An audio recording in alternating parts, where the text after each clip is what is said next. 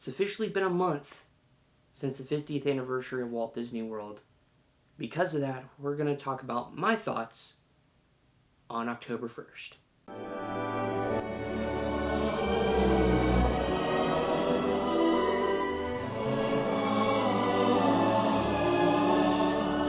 What's going on, everybody? Welcome back to Diz TV. If this is your first time here, welcome home. We're so glad to have you.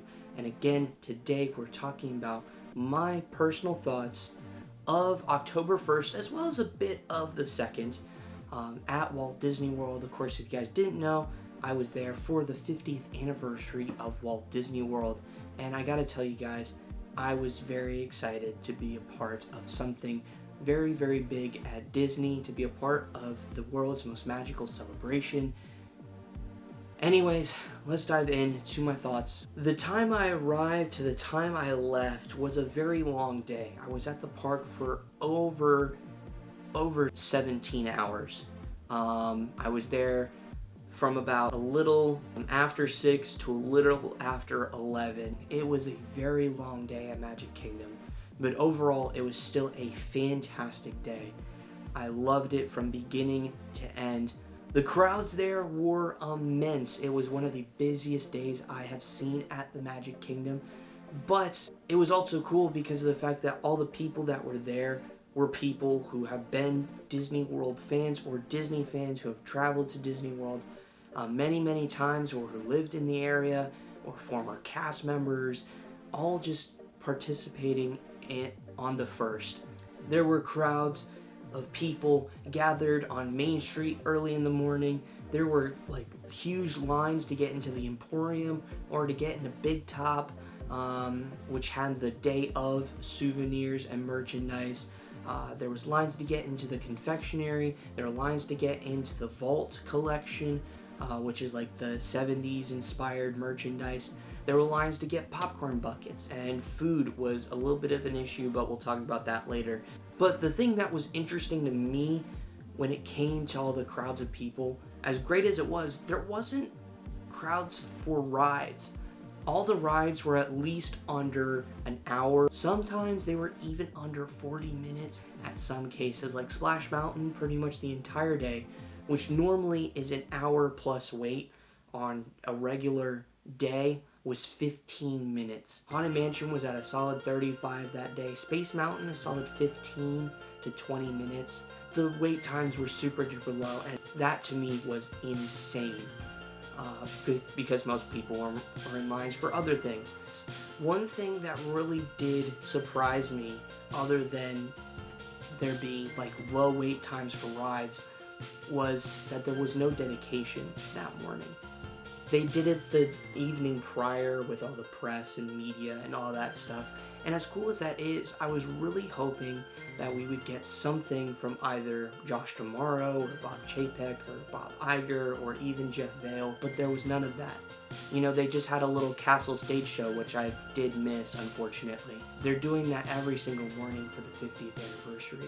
It felt very odd, and that was one of the things I was really hoping and really looking forward to capture on camera, was just that and the crowd's reaction and all that other stuff, but there was none of that. So that, to me, was very, very disappointing. Another thing that was a little bit just kind of frustrating was lunchtime. That was chaotic. Mobile order was like crashing for like hours. We didn't get our food till like an hour plus later. And it was super intense, just trying to just get food and people waiting outside, like different restaurants around the Magic Kingdom, just trying to get something to eat. And it was weird. It was really, really weird. I don't know exactly what the problem was, because they had it fixed by dinner time.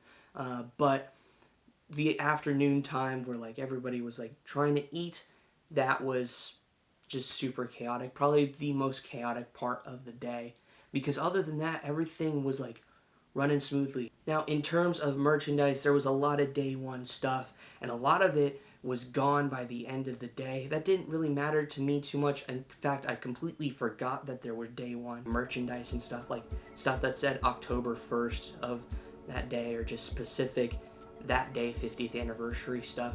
Luckily, I was at Epcot the next day, so I was able to get the October 1st pin. Even though food was a little bit of a mess during lunchtime, I was able to try 2 anniversary themed items. I tried the Big Al burger from Pecos Bill. That was pretty good. It had a good barbecue sauce flavor on top of it. Then I also got to try the 999 Happy Haunts shake. This thing is fantastic. The donut on top of it is okay. It's super duper sugary, so I didn't eat it. But the shake itself is a blackberry shake.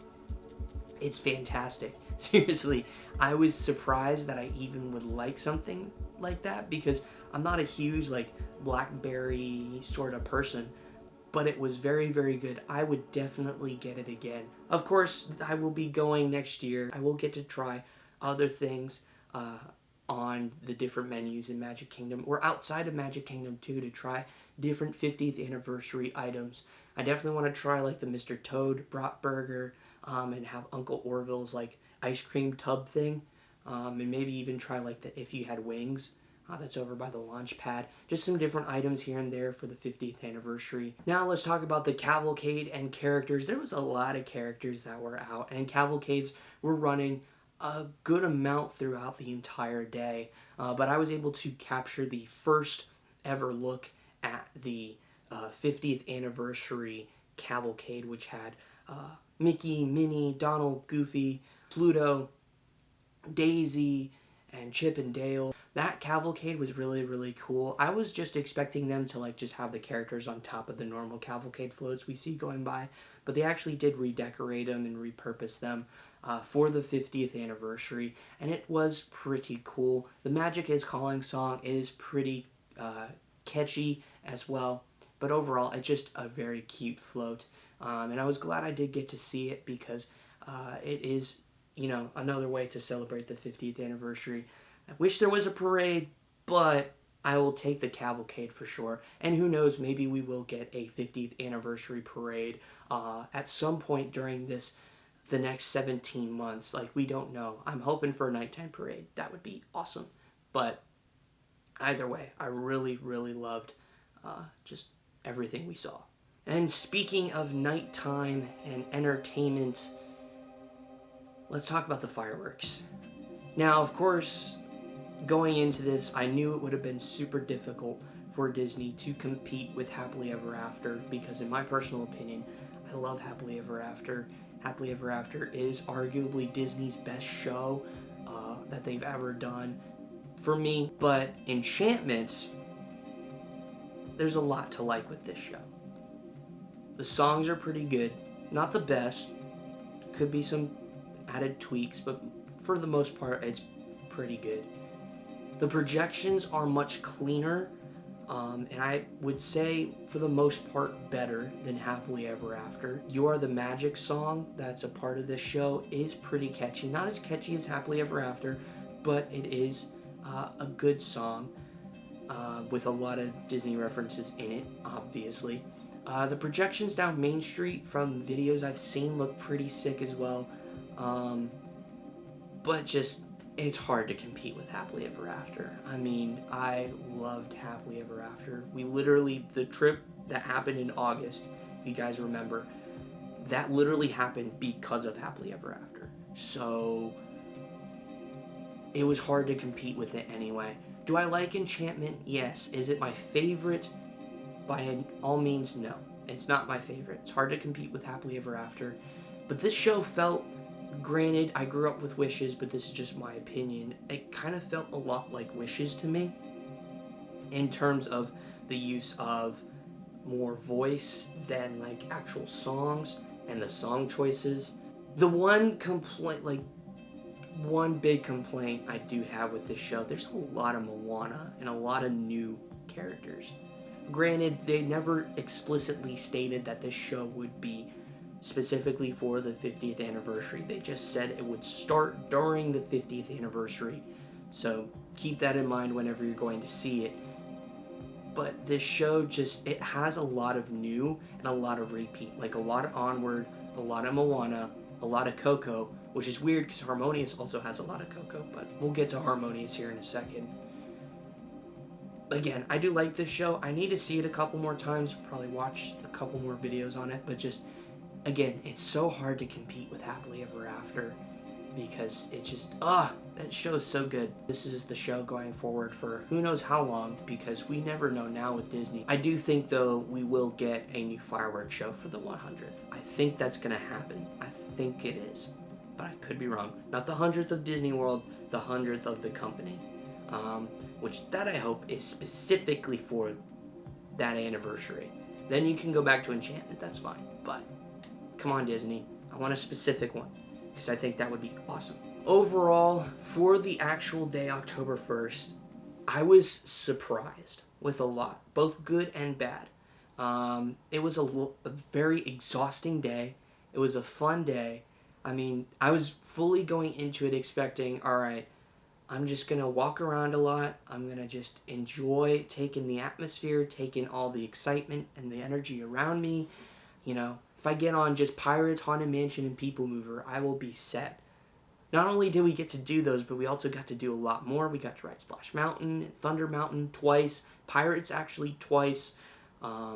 Space Mountain, Buzz Lightyear Space Ranger Spin, where we got Galactic Hero. We got to ride Seven Dwarfs Mine Train at the end of the night. The only one thing I wish I got to do was the Jungle Cruise, but that's just because of the fact that they have like new scenes in it, and I do want to see them at some points. But really, just overall, it was a fantastic day. Do I regret going? Not in the slightest.